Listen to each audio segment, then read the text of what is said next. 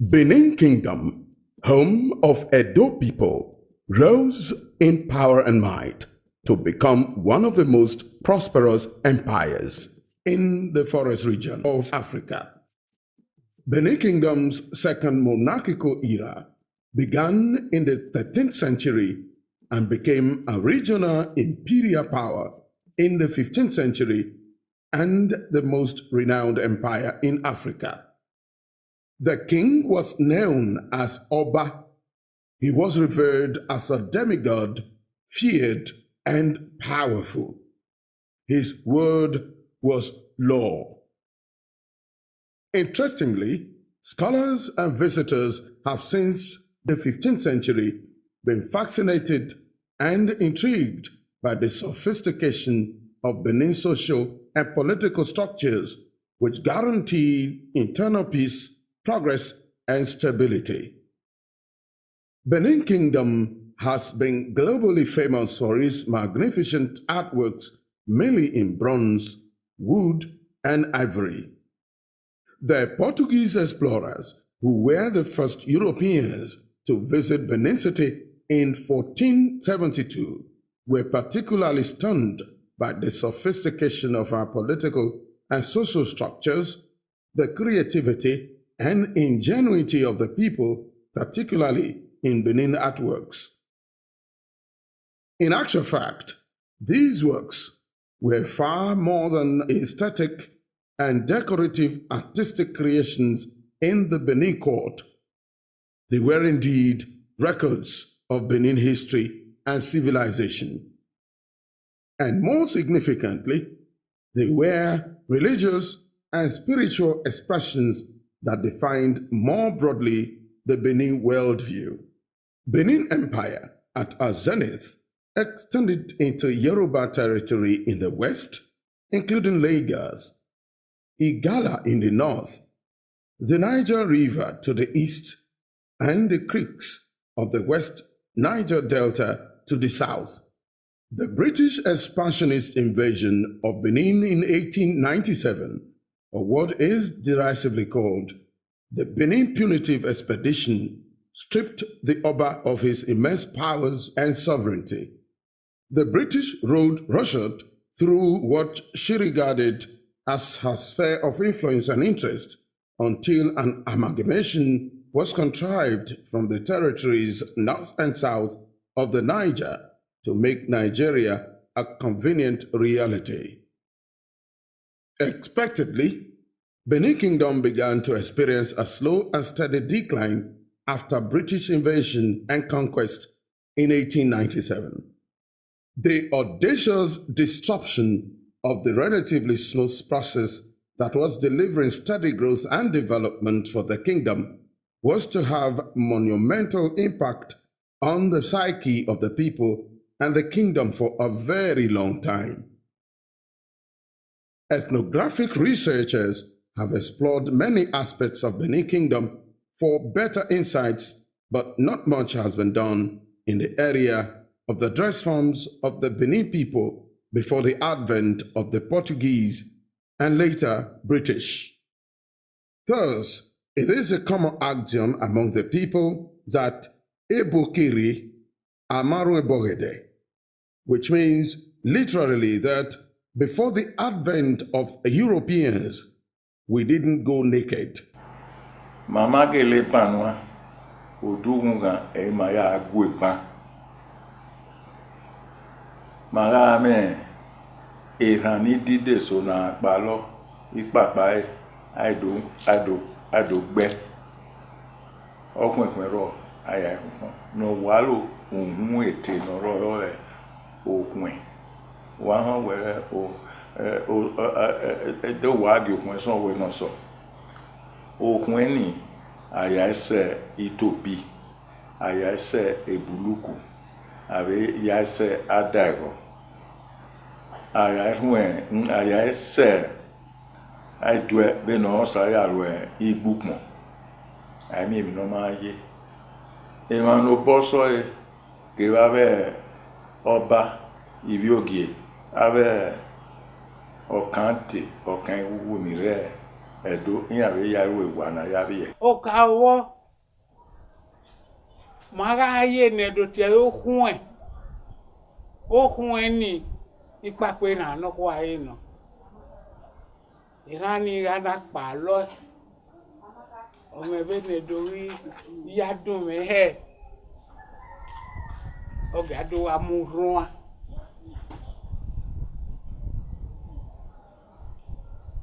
ukmoni wa we yun ku en serio we amamie ayo no. The Benin cloth was, by the 17th century, became an essential part of our export trade. Benin was actually exporting 150,000 yards of cloth for more than 100 years. So our form of dressing depends on the occasion. You tie the cloth around the neck. You tie the cloth on your waist. You wear the voluminous enyo for ceremonial purpose. That is the produce of the unit. Or high. You use the cloth to enhance your personality. However, one of the most significant symbols of the glorious era of Benin sovereignty is the markings and scarification on the body of adult citizens to which the kingdom attached immense cultural value. It was called Iwu. Put succinctly, Iwu refers to a particular form of body markings or scarification system that was developed by Edo people for the primary purpose of national identification. We started during the time of Obaewa the First. After the death of two children of Obaewa the First, Kobojuwara and Zuwara. During the reign of Prince Ogun Noriewai Ogidika in the 15th century, he had his son, Ikoboyuwa, as the first Idaiken of Uselu. He had another son, Ezuwara, who he installed as Enogi of Ijowa. These two sons loved themselves, sons born to him by the same mother. Ezuwara, because he was in the outskirts of Benin, Edo, he was a great farmer and occasionally went a hunting. Ekoboyuwa appeared to be more enlightened because of the love he had for his brother. He thought he could ease his method of farming. He decided to send some farm implements to Ezuwara to assist him in farming. But this was misinterpreted by his brother, Ezuwara, the Enugi of Ijowa, saying, "Oh, Moe Digwe. Ultimately, Johnny Kanagi Moe Digwe." Meaning, my brother now see me as a rustic. Oh, I don't blame him. He didn't keep it to himself. He communicated his grievance to his brother, to his father. The two brothers became enemies. The Benin mask markings or scarifications are known in Benin language as Iwu. Iwu was the kind of identity of the Benin person. They were known for this Iwu, which they made on their bodies, and it was very easy anywhere to identify a Benin person wherever he or she is. The markings represented the outward evidence of Edo adulthood and citizenry of Edo Kingdom. The body marking was made to identify the Benin man at the height of the kidnapping and was occasioned by the transatlantic slave trade. Then again, another group says that it was the injury that was sustained by Henry at the Battle of Owo that led to the body markings. But I don't buy that at all, because first and foremost, the Oba is fully dressed in armor. Or women also, it's either wearing chainmail, which came from North Africa, or wearing the standard British armor is gilded, that if he comes out, it looks like a god. So the possibility of his injury in a battle is out of it completely. So my sincere belief is that the body marking came up as the empire expanded, and it was now used as an identity for the average Benin person. I've seen photographs of the king's representative, the viceroys in as far as Lagos, wearing the Benin body marking.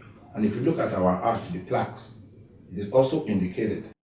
Before the ascension of Oba Akenzua II, the Adochi's formal outfit was Iwu design on the upper half of the body, adorned with a string or two of round coral bead necklaces called Ikele.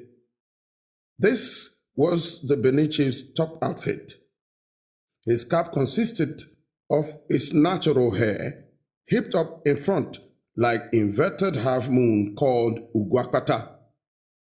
The hairdo was and still is for chiefs only.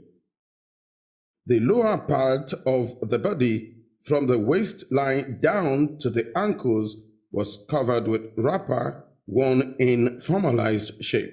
The former shape of the wrapper is called enyo. The chiefs naturally they dress with enyo. If you want to go to the palace or anywhere, enyo, and then leave bare the rest of the chest upward. Nothing. So that was the traditional Benin dress. Benin is a stratified society, it's a class society, and there are clothes for different kinds of grades. The nobilities and royalties, they had a particular kind of dress. It is often said in Benin, or Vien Taba, you can't be a plebeian and you dress like an Oba or a chief. People will ask questions. And especially for the chiefs, it was a special kind of dress. And for the rich people who are in a class of their own, the igbu was made from the bark of a tree. And I told you that Benin had the idea of weaving cloth even before the advent of colonialism or contacts with Europeans. So this igbu was used by especially nobilities to throw in a Roman fashion, across the shoulders, or to get around the waist like a loincloth. They call it enyo. And for the nobilities, they were distinguished by what is called a hairstyle called wakpata. That is, leaving some part of the front and the back is completely shaven. And of course, they had some adornments like beads. Beyond the imperative of tribal identification, particularly during an era when intertribal wars were both rife and commonplace, Iwu mirrored gender and power, chastity and aesthetic values, as well as nobility and class, and above all, it became a symbol of cultural pride and national identity. Akure folk historian Chief J. Atandare, in his book, Iwe Iton Akure, also stated that one thing they discovered with the Benins, especially during their wars and in those areas, is that the Benins knew how to use those marks to recognize their fellow Benins and because of that one, the Benins were spared in the wars, whereas those people who did not have those marks were easily identified as non-Benins, and so enemies who could be disposed of in whatever way or dealt with. So that shows how significant it was. Your process was meaningless. It was not. It was important. It shows that you are manly, that you are brave, that you are somebody that can protect the entire community. Protect the entire community. So you are always respected in the community because of the pains you went through. And it will become a mark of respect to any Benin man. Mark of respect. When you see, when you open your body and you have it, yes, you are allowed to enter any place. You are proud to have it. A slave can make an evil, and once he does that, he's free. But if you have people you are brought from somewhere who are slaves, captured from other ethnic groups and brought, they don't have tattoo, and they can be sold. Everybody in Benin belongs to one society or the other at that time. And all this society gravitated toward the palace. So when a Benin at Erigmo,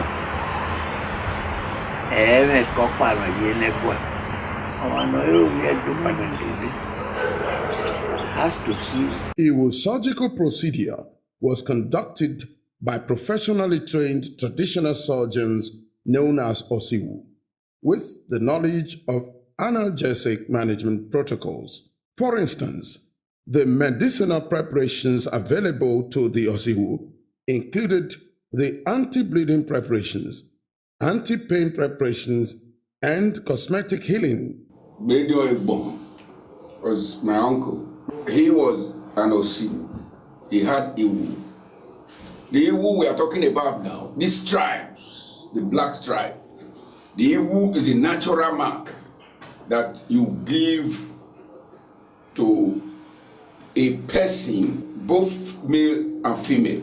The training period for an Osiwu was as long as 3 years of apprenticeship, after which the trainee would be graduated and called Osiwu. Highly efficacious pre-operative and post-operative herbal preparations available speak to an impressive degree of medical practice in ancient Benin Kingdom. Osiwu evaramie.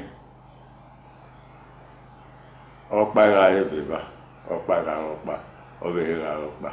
Dega na siwu nera ho no hin. No himia, no do yama yo egbe. Ebi pin ori oyo. Ayawe ori tele no na te ahini. Iwu was a significant element in the Benin ethnographic presentation. Thus, it was a highly valued fashion due to its beautiful design. It was indeed so significant that no one was admitted into the palace societies without the acquisition of Iwu body markings.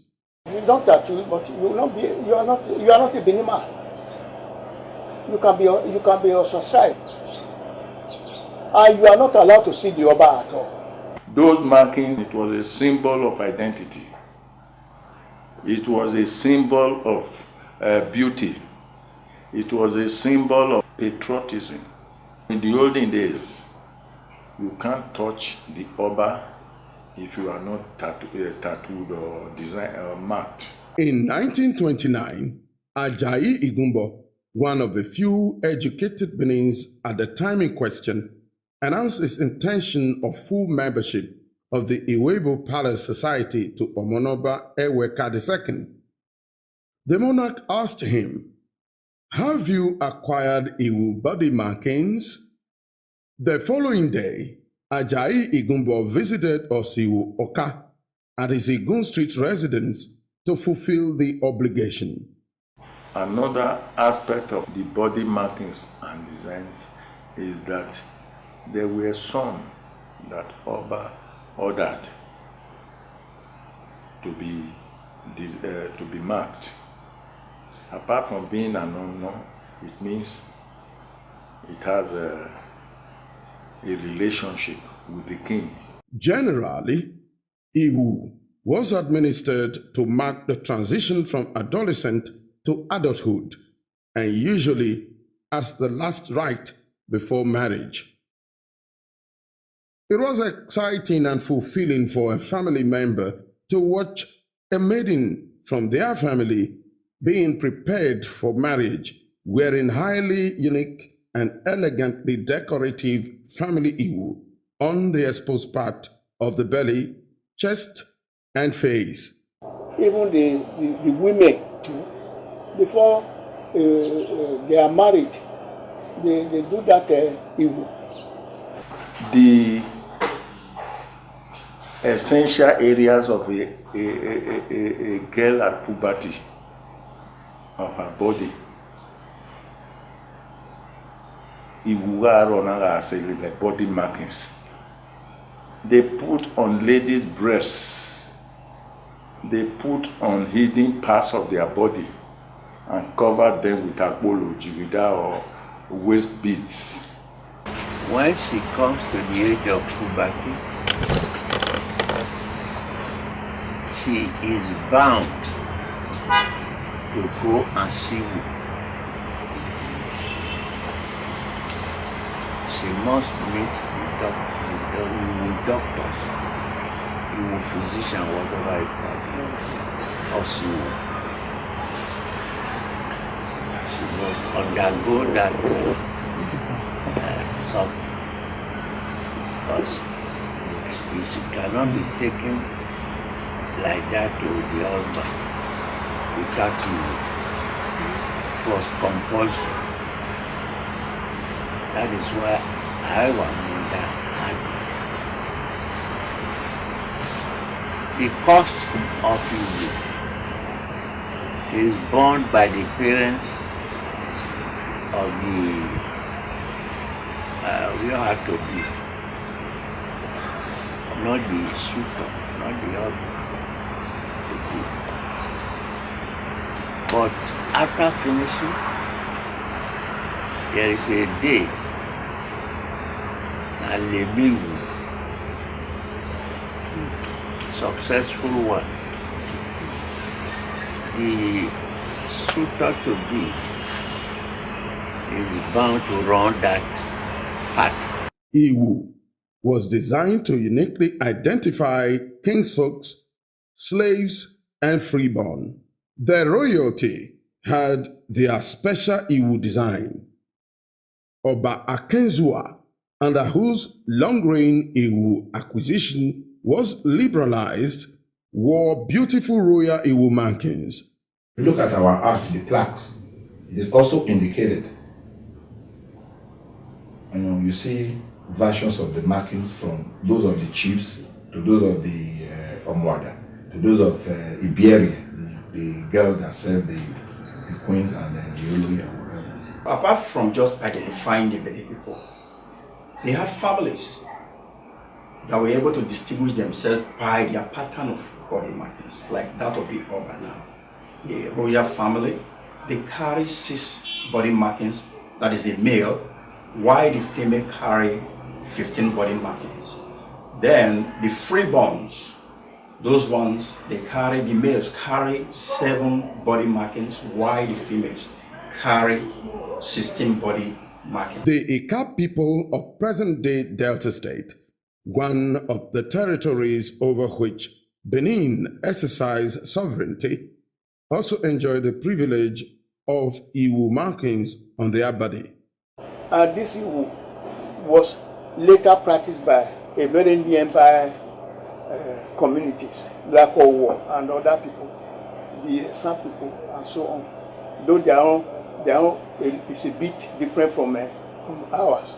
People who make this clarification went as far to the Benin communities in places like Akure, Itagolu, and all those places, so that they can have the mark, so that before they can come and to Benin to take title. In spite of the medicinal herbal preparations, a surgical procedure was doubtlessly or painful experience.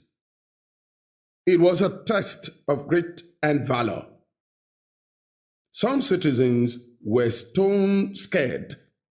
A patient was allowed a bath of special soap and water 4 days after surgery and every 3 days thereafter until he had completely healed, usually 14 days after procedure. Agarrue que canunda, me mane que rue. Omo balo, inu ino ne, ai vion ge, okpo, oge we, do mweko. Ave vion lo bona. Ino po ni riri kae. Igbe we gari ya. Onu di ma, imi avion egbe, una hape, orereri, oni egbe no ri a. Uwazu egbe. Don't want to be a man in a kugbe, ete mari. Amere ayakpe.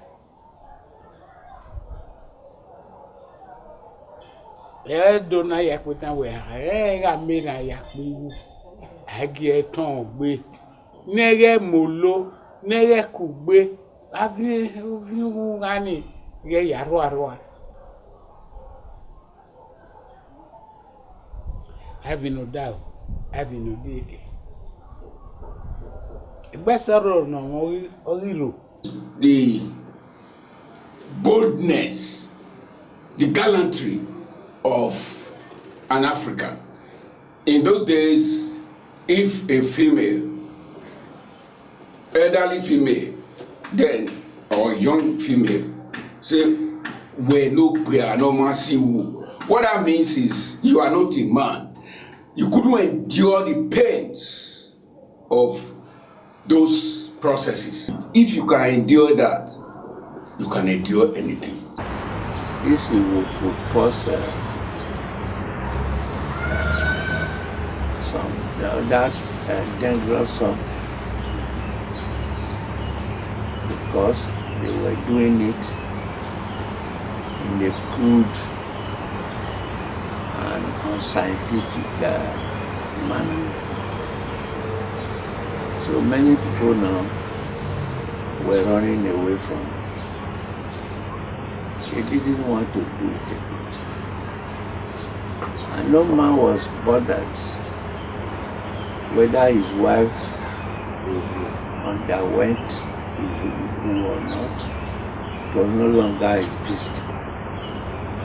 So the thing started to deteriorate until finally, before we got to the reign of Bahari Diawa, I think it has gone into extinction.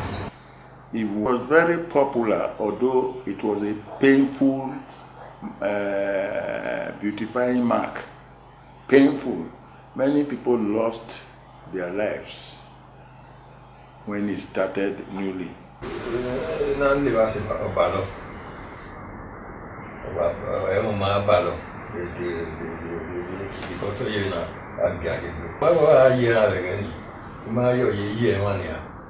When you say, oh, my yeme, Tama yeme, Quack not car, no be near where I'm about Yeropa. Oh, similar, where does he woo in we see in a way and what ballog? In a le, was she woo. The British came to Africa with an ideology, namely, reject everything Africa and make Africans buy into the idea that everything European was superior in order to subjugate the African mind. In Benin, the British regarded the Benin culture and tradition with contempt and suspicion. Iwu body markings, once cherished as the most important aspect of Benin culture up to about 1935, began to fall into a fading tide and was inexorably abandoned. Iwu began to fall into disuse and abandonment due largely to the advent of colonialism. Not be out of place to say the Europeans saw this as the way the Benin's dressed as some form of nudity. And from the cultural observations, because I visited very many of their cultural festivals, I realized that we had deliberately, maybe through ignorance, subjugated ourselves in this part of the world to the superior thinking of some other persons in other parts, like Europeans, that we were, as it were, inferior. Two watershed events which occurred in sequence substantially attest to this fact.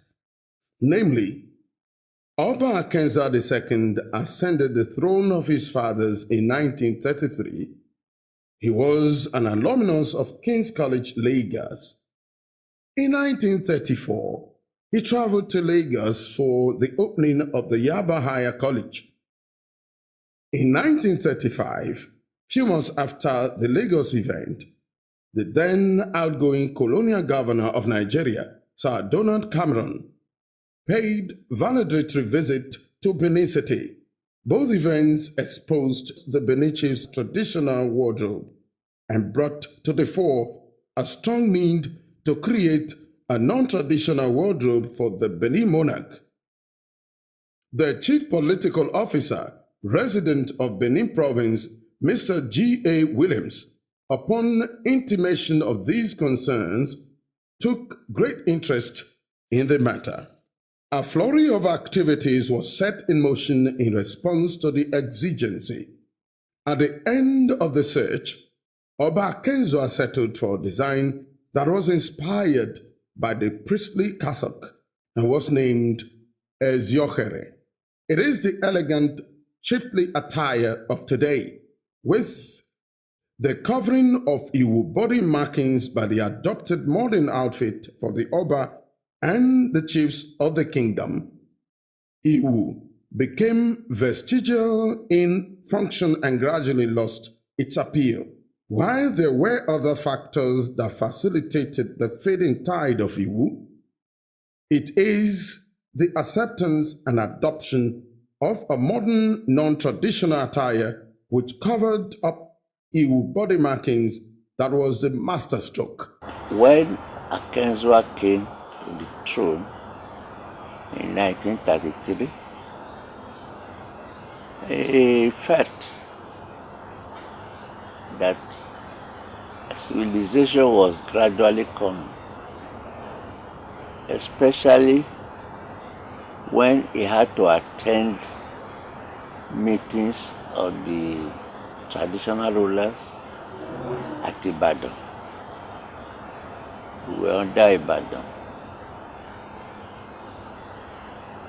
You take an old man from here to Ibadan, half naked, they will look odd when they come to other traditional rulers. Iwu, a once cherished cultural obligation, finally lost its relevance. There are probably a handful of individuals alive today wearing Iwu markings, but this project could not locate anyone still wearing these body markings. With the abandonment of Iwu practice and the lack of common dress code for Edo people, a case of crisis of identity became the lot of a people who for centuries boasted of a history of uncommon accomplishments. Edo people resolved the dilemma temporarily by adopting the dress form of other tribes within the pan-Nigerian cultural space. When we were young men, there's competition among women particularly, and every man, that this is the new style. We used to go to Sapele to steal what was the new style of dressing. Sapele people, they are near the water, and all the sheep from overseas then used sapele pots. So sapele was social. Apart from Lagos, Port Harcourt, sapele was the next social spot in Nigeria. So we all even left Benin here for a ball dance in Sapele almost every Saturday, because the social life there was very high. So when we go there, we see what the new trend of dressing, and we buy them. We get somebody to come and spy it and make the same thing. 18 inches or whatever it is.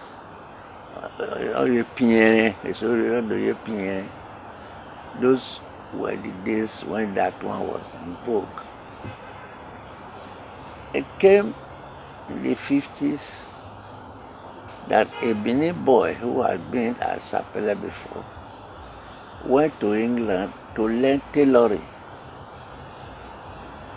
His name was Osagbovo. Osagbovo the tailor. Then if you want to dress fully like Englishmen, because we were under the English people, you have what they call tuxedo. Without a doubt, Edo people were too socially advanced and innovative to put up with such condescension. The elites felt challenged, and they deeply searched inwards for self-rediscovery. And indeed, there was light at the end of the tunnel. Well, many Benin people, particularly the men, kept on coming to the palace to say that they wanted dress of identity that they could wear to public functions. Earlier on, we encouraged them that they could use the wrapper thrown over the shoulders as was done by our forefathers. And we tried to impress on them that Rabbi Mokpa was doing that, and Chief Igbe, now the Yase, was doing that. So we couldn't see why they couldn't be throwing their wrapper on their shoulders. That an ethnic group in Ghana does that. When they couldn't see it as something convenient to easily adopt, a man like Dr. Asien Kagosa went into his library. The Yoruba dress, which we describe as a modified desert Arab dress.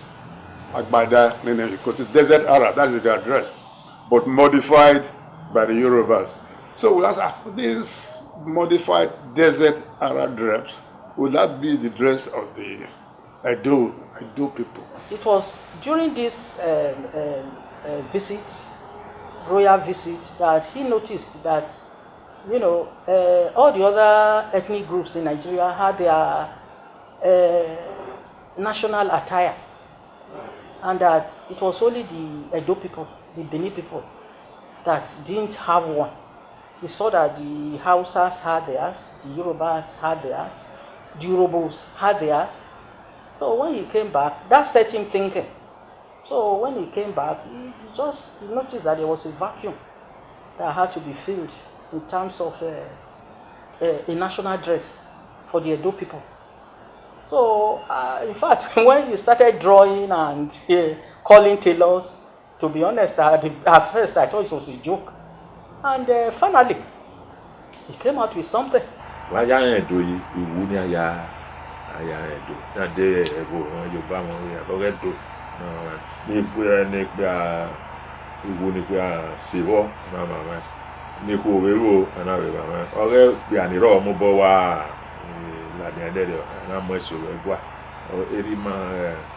my father of blessed memory, or Maseyo. Mana supoyo, maiwe, amuari ari egwa we are correct. I can afford to be you. I will do.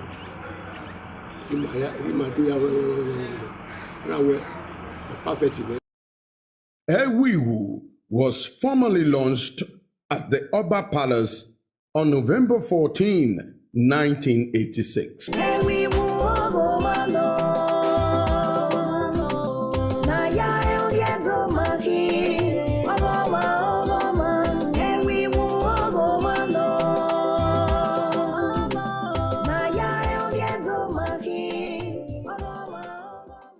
Ewiwu, because the markings or traditional body scarification were designed and printed on the fabric instead of the skin. This artificial method serves as a means of retaining the tradition and making it attractive to the new generation. Speaking at the formal launch of Ewiwu, the then Iyase of Benin, Honorable Justice S.O. Igodao, had this to say: wearing Ewiwu, the modern Benin man would look exactly as his ancestor did 350 or more years ago, if one discountenanced the fabric of the tunic. That the identity and symbolism of the Edo man was substantially retained all through the ages underscores the significance of Ewiwu. Iwu and Ewiwu in the consciousness of an Edo man strikes a historical chord of unbreakable intercession which redefines Edo ethnographic presentation. The Palace of the Oba of Benin requested that this type of thing be created because we, the Benin people, really didn't have anything by which we were differentiated from the other tribes. The Benin people adopted the Agbada, which came from Yoruba land, and the Agbada even came from the north, from the Muslims, the north. The Hausas adopted by the Yorubas, and then we, the Benin people, after we were conquered by Britain, we became a colony, and Nigeria was formed. We then adopted this Agbada that the Yorubas had elaborated from the Hausa people in the north. Now, the Chekris also have their own way of dressing.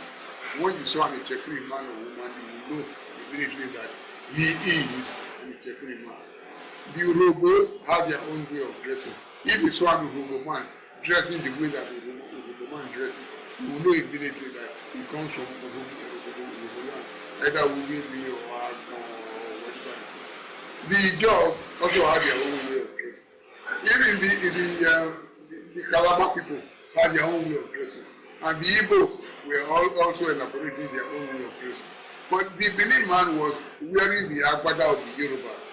So, many people were asking the Oba of Benin to try and see to it so that we, the Benin people, will also have something that when we put it on, we will be recognized immediately as Benin. Today, the sighting of Ewiwu in pan-Nigeria's socio-cultural space confers an immediate sense of pure tradition and culture at its finest. As a Yoruba man, I like this attire because first, it's a symbol of our culture. You know, it represents everything good about our culture, symbolized here by the Benin culture. And the thing looks good on me. I mean, I feel cool with myself. Now, it's not every time that you put rope on your neck and tie, right? This is what we should wear. With this, I can't get lost anywhere in the world. Immediately after the launch, I took interest in it. When I was in council, I seemingly made it my official dress as councillor. So all through my tenure as councillor, it was this dress I was wearing. I had them in about 8 colors. Ewiwu has gained unprecedented level of popularity and admiration in recent years amongst the diverse people of Nigeria across age and class barriers. Indeed, the regal and elegant cultural outfit is admirably in tune with the demands of political, business, and social lifestyles. It has found renewed flourish beyond imagination among Edo people and other Nigerians at home and abroad. Anywhere and anytime someone adorns Iwo dress in a group, that individual will be set apart in grace, dignity, and nobility. At such times, the Edo spirit of conquest and accomplishment swells up a sense of cultural identity and pride.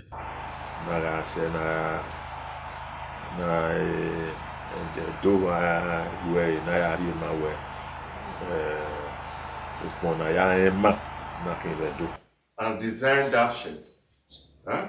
So that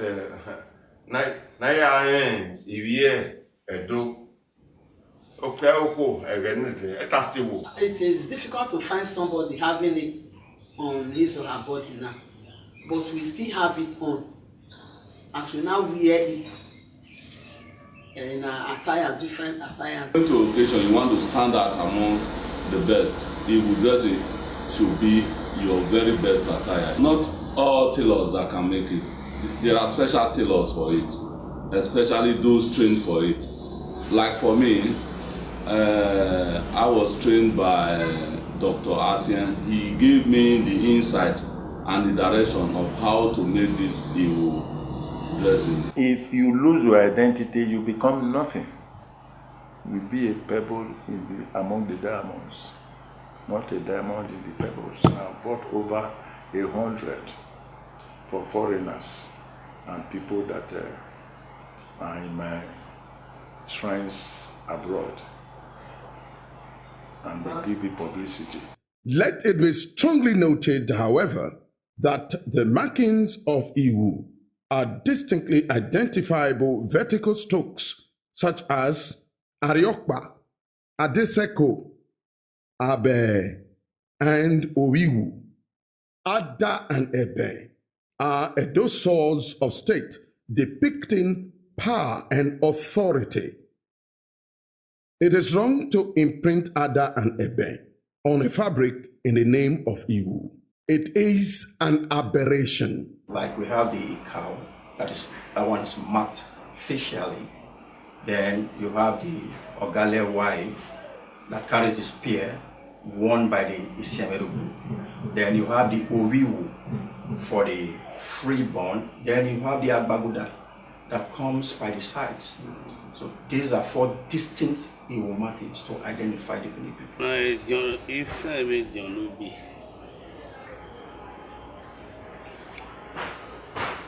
if I may not know Gavana, or where I no bata Togase.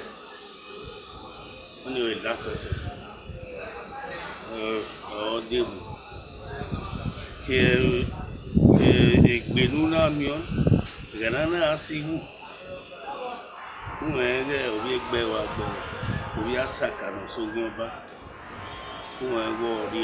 Fortunately, people have not been careful enough to actually follow his design. I see that dress now. Sometimes the people will put Ada and Ebe. We need to maintain the design. But right now, it's so corrupted. The way people are doing it, they don't follow those patterns. On a note of joy, it is salutary that wisdom and creativity, for which Edo people are famous, has restored the ancient practice of Iwo in the form that it flourishes today.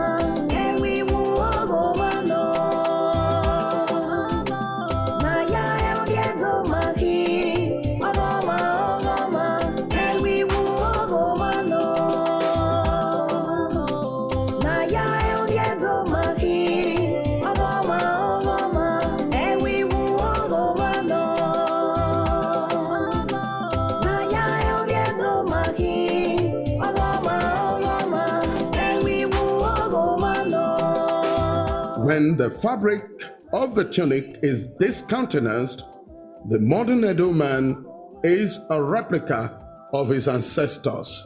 Edo patriots like Oba Eridiawa, Dr. Ehagosa Aisien, and others who worked their hearts out to gift generations unborn Ewiwu will forever be honored and celebrated in the hearts of Edo people. Their ingenuity, creativity, and hard work has given practical expression to the saying that Edo is the center of the world.